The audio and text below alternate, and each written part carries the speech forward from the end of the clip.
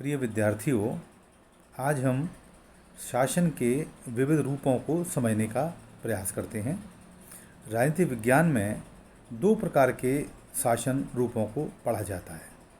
पहला जो रूप है वो है संसदीय व अध्यक्षात्मक शासन व्यवस्था, और दूसरा जो प्रकार है जिसे हम अध्ययन करते हैं वो है संघात्मक और एकात्मक शासन व्यवस्था। इन दोनों रूपों को समझने के लिए हमें इनके आधारों को समझना पड़ेगा कि दोनों जो आधार हैं वो किस प्रकार से समझे जाएं। तो पहला महत्वपूर्ण सिद्धांत ये है कि इस प्रकार की शासन व्यवस्थाओं को समझने के लिए हमें ये देखना होगा कि कार्यपालिका और विधायिका में पारस्परिक संबंध किस प्रकार के हैं। अर्थात कार्यपालिका और विधायिका में जिस प्रकार के संबंध होते हैं उसी आधार पर हम सरकार के स्वरूप को पहचान सकते हैं या उसको इंगित कर सकते हैं।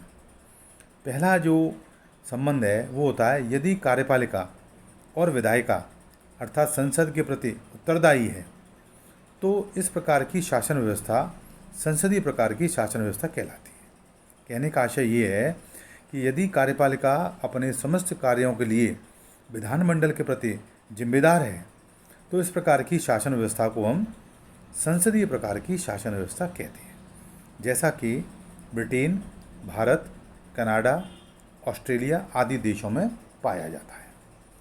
इसी प्रकार अध्यक्षात्मक शासन व्यवस्था का क्या आधार है उसको समझने के लिए हमें पुनः कार्यपालिका और विधानमंडल में किस प्रकार के संबंध हैं उनको देखना होगा। इस प्रकार की जो शासन प्रणाली है अध्यक्षात्मक, उसमें स्थिति भिन्न है। उसमें कार्यपालिका और विधायिका एक दूसरे से स्वतंत्र रहती हैं एवं एक दूसरे के प्रति उत्तरदायी भी नहीं होती, तथा कार्यपालिका विधानमंडल का अभिन्न अंग भी नहीं होती है। जैसा कि मैंने अभी आपको बताया कि संसदीय प्रकार की शासन व्यवस्था में कार्यपालिका विधानमंडल का एक अभिन्न अंग होती है और अपने कार्यों के लिए विधानमंडल के प्रति उत्तरदायी होती है। वहीं अध्यक्षात्मक शासन व्यवस्था में कार्यपालिका ना तो विधानमंडल का अभिन्न अंग होती है, ना ही वो अपने कार्यों के लिए विधानमंडल के प्रति उत्तरदायी होती है। इसलिए ये भी कहा जाता है कि अध्यक्षात्मक शासन व्यवस्था में शक्तियों के पृथक्करण का सिद्धांत पूर्णतः लागू होता है। तो इन दो आधारों पर हम अध्यक्षात्मक और संसदीय प्रकार की शासन व्यवस्था को अंतर को समझ सकते हैं। वो आधार क्या है कि कार्यपालिका और विधानमंडल में दोनों में किस प्रकार का संबंध है। आइए अब हम संसदात्मक शासन व्यवस्था क्या है इसको थोड़ा समझने का प्रयास करते हैं। इस प्रकार की शासन व्यवस्था में कार्यपालिका विधायिका के प्रति उत्तरदायी होती है, पहली बात। दूसरा, इसमें व्यवस्थापिका और कार्यपालिका में घनिष्ठ संबंध पाया जाता है, इसलिए इसे कभी कभी हम उत्तरदायी या मंत्रिमंडलात्मक सरकार भी कह सकते हैं, क्योंकि इसमें मंत्रिमंडल के पास सरकार की वास्तविक शक्तियाँ होती हैं और वह संसद के अधीन होता है। इसलिए कभी कभी हम संसदात्मक सरकार को रेस्पॉन्सिबल गवर्नमेंट या कैबिनेट टाइप ऑफ गवर्नमेंट भी कह देते हैं। भाव यही है कि इसमें कार्यपालिका अर्थात जो कैबिनेट है, जो मंत्रिमंडल है या जो मंत्रिपरिषद है, वो अपने कार्यों के लिए विधानमंडल के या संसद के प्रति उत्तरदायी होती है। दूसरा जो इसमें विशेष बात देखी जाती है कि इसमें जो राज्य का जो अध्यक्ष है, जिसको हम संवैधानिक प्रमुख भी कहते हैं, वो नाम मात्र का होता है, केवल दिखावे का होता है। हालांकि शासन की समस्त शक्तियाँ उसी के नाम से प्रयोग में मंत्रिपरिषद या मंत्रिमंडल काम में लेता है, लेकिन वो शक्तियाँ जो राज्य का अध्यक्ष है, जिसको हम संवैधानिक प्रमुख कह सकते हैं, राष्ट्र का प्रमुख कह सकते हैं, वो केवल नाम मात्र का प्रमुख होता है और केवल उसके पास दिखावे की शक्तियाँ होती हैं। उसके नाम से सारे कार्य शासन व्यवस्था के संचालित होते हैं, लेकिन उन कार्यों का वास्तविक प्रयोग, उन शक्तियों का वास्तविक प्रयोग मंत्रिमंडल या सरकार का जो प्रमुख है, प्रधानमंत्री, वो करता है। अब हम संसदात्मक शासन व्यवस्था की प्रमुख विशेषताएं क्या हैं उनको समझने का प्रयास करते हैं। खास विशेषताओं की चर्चा मैं करना चाहूँगा। जैसे पहली विशेषता है कि संसदात्मक शासन व्यवस्था में राज्य का जो प्रमुख है, हेड ऑफ द स्टेट जिसे कहते हैं, जिसको संवैधानिक प्रमुख का नाम भी दिया मैंने, वो उसके पास केवल नाम मात्र की शक्तियाँ होती हैं। हालांकि संविधान में समस्त शक्तियाँ उसके नाम से ही लिखित होती हैं, लेकिन वो उन शक्तियाँ उसके पास केवल नाम मात्र की होती हैं। उन शक्तियों का वास्तविक प्रयोग सरकार का प्रमुख, सरकार का जो मुखिया है, जो कार्यपालिका का जो प्रमुख है, जिसको हम प्रधानमंत्री कह सकते हैं, वो उन शक्तियों का प्रयोग करता है। दूसरी विशेषता है नाम मात्र की और वास्तविक कार्यपालिका में भेद, जो मैंने अभी आपको बताया कि संसदात्मक शासन व्यवस्था में दो प्रकार की कार्यपालिका देखी जाती हैं। दोहरी कार्यपालिका, पहली कार्यपालिका नाम मात्र की, जो कि राज्य का प्रमुख होता है, और दूसरी कार्यपालिका होती है सरकार का प्रमुख, हेड ऑफ द स्टेट और हेड ऑफ द गवर्नमेंट। इनको दो रूप में जान सकते हैं आप। विद्यार्थी इस बात को समझना चाहिए कि संसदीय प्रकार की शासन व्यवस्था में दो प्रकार के प्रमुख होते हैं। हेड ऑफ द स्टेट अर्थात राज्य का प्रमुख, जो राष्ट्रपति होता है या राजा होता है, और हेड ऑफ द गवर्नमेंट, जो शासन का प्रमुख होता है, जो मंत्रिमंडल या मंत्रिपरिषद का जो प्रमुख होता है, जिसको हम प्रधानमंत्री कह सकते हैं। ये दो प्रकार की कार्यपालिकाएं पाई जाती हैं। जो राज्य का प्रमुख है, राष्ट्रपति, वो केवल नाम मात्र की का प्रमुख होता है और नाम मात्र की शक्तियां उसके पास होती हैं। नाम मात्र का मतलब ये है, जैसे कई बार आपने देखा होगा कि ब्रिटेन का जो राजा है, जो राज्य का प्रमुख है, उसको रबर स्टैम्प के रूप में कहा जाता है, अर्थात केवल नाम मात्र का होता है, शक्तियां उसके नाम से होती हैं, लेकिन उनका प्रयोग वास्तविक रूप में सरकार का मुखिया, प्रधानमंत्री करता है। इस प्रकार संसदीय प्रकार की शासन व्यवस्था में दो प्रकार की कार्यपालिकाएं पाई जाती हैं, नाम मात्र की और वास्तविक। वास्तविक कार्यपालिका सरकार का मुखिया होता है, कैबिनेट का या मंत्रिपरिषद का प्रमुख होता है, और वही नाम मात्र की कार्यपालिका की शक्तियों का वास्तविक प्रयोग करता है। इसलिए ये महत्वपूर्ण अंतर माना जाता है नाम मात्र की कार्यपालिका और वास्तविक कार्यपालिका। तीसरी जो विशेषता है वो है व्यवस्थापिका और कार्यपालिका में घनिष्ठ संबंध होता है। संसदीय प्रकार की शासन व्यवस्थाओं में देखा जाता है कि कार्यपालिका का जो चयन है वो विधानमंडल में से या व्यवस्थापिका में से होता है। इसलिए कहीं ना कहीं कार्यपालिका व्यवस्थापिका का एक अभिन्न अंग होती है, उसी में से उसका चयन होता है। इसलिए दोनों में एक घनिष्ठ संबंध इसमें देखा जाता है, जो आमतौर पर अध्यक्षात्मक शासन व्यवस्था में नहीं पाया जाता है। एक विशेषता है कार्यपालिका का जो कार्यकाल है वो अनिश्चित होता है। अनिश्चित का मतलब ये होता है कि कार्यपालिका, संविधान में लिखा होता है कि किसी देश में कार्यपालिका 4 साल के लिए, किसी देश में कार्यपालिका का जो टेन्योर है, जो समय है, जो कार्यकाल है, वो 5 साल के लिए होता है, कहीं 6 साल का होता है।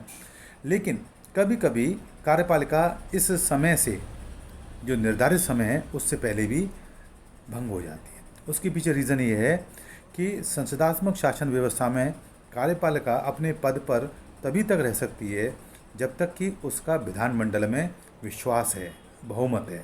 यदि विधानमंडल में उसका बहुमत नहीं रहता है, वो अल्पमत में आ जाती है या वो अपना विश्वास खो देती है, तो उसको अपने पद से हटना होता है, अर्थात कार्यपालिका भंग हो जाती है। इसलिए संसदीय प्रकार की शासन व्यवस्था में कार्यपालिका के जो कार्यकाल है उसकी अनिश्चितता देखी जाती है। एक विशेषता और है, वो है कार्यपालिका का सामूहिक उत्तरदायित्व।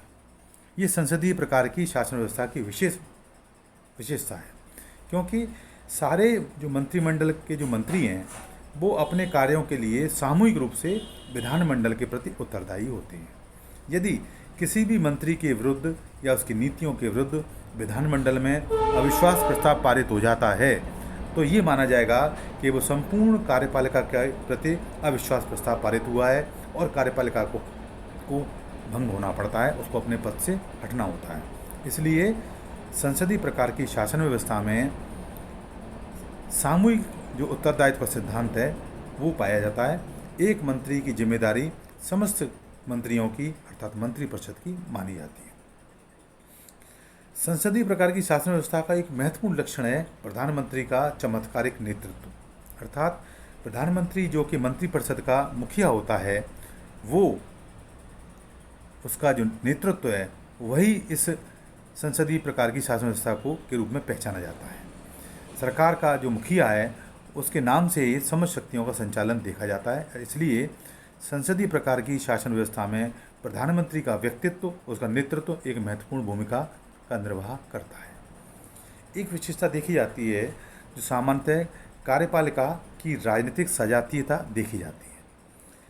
राजनीतिक सजातीयता का मतलब ये है कि कार्यपालिका में आमतौर पर एक ही राजनीतिक दल के व्यक्ति या मंत्री होते हैं, क्योंकि आपने देखा था, मैंने बताया कि कार्यपालिका विधानमंडल का अभिन्न अंग होती है और विधानमंडल में जिस दल को बहुमत प्राप्त होता है, नाम मात्र की कार्यपालिका अर्थात राष्ट्रपति उस दल के मुखिया को प्रधानमंत्री पद की शपथ दिलाता है और वो प्रधानमंत्री की सलाह पर अन्य मंत्रियों को शपथ दिलाता है।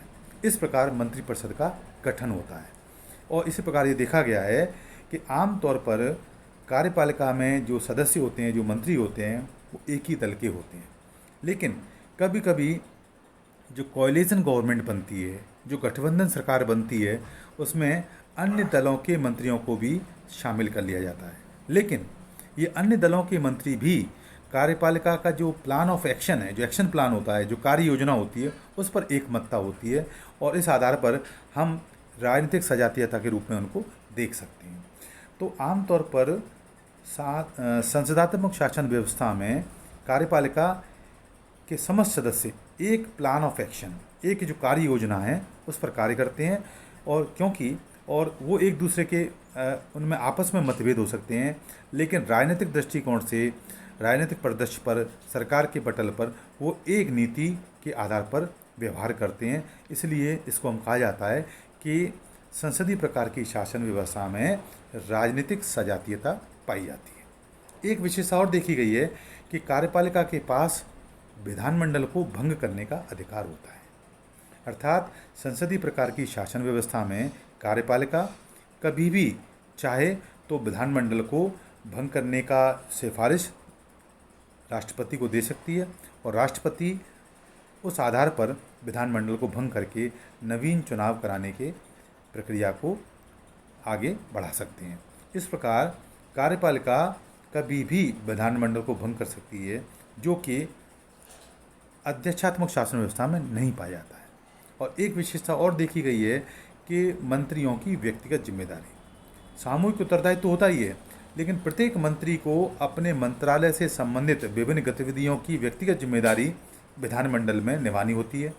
जब भी कोई विधानमंडल की बैठकें होती हैं तो विभिन्न प्रकार के विधायक या एमपीज़ अपने उन विषयों से संबंधित प्रश्न इन मंत्रियों से पूछे जाते हैं और मंत्रियों की ये व्यक्तिगत जिम्मेदारी है कि उन प्रश्नों को वो जवाब दें। तो इस प्रकार हमने देखा कि संसदात्मक शासन व्यवस्था में आमतौर पर कार्यपालिका और विधानमंडल में घनिष्ठ संबंध बना रहता है, क्योंकि कहीं ना कहीं विधानमंडल के बहुमत के आधार पर ही कार्यपालिका का गठन होता है और ये कार्यपालिका अपने कार्यों के लिए विधानमंडल के प्रति उत्तरदायी होती है। आशा है आपको इन बिंदुओं के आधार पर संसदीय प्रकार की शासन व्यवस्था क्या है, उसकी प्रमुख विशेषताएं क्या हैं, वो समझ में आई होंगी। धन्यवाद।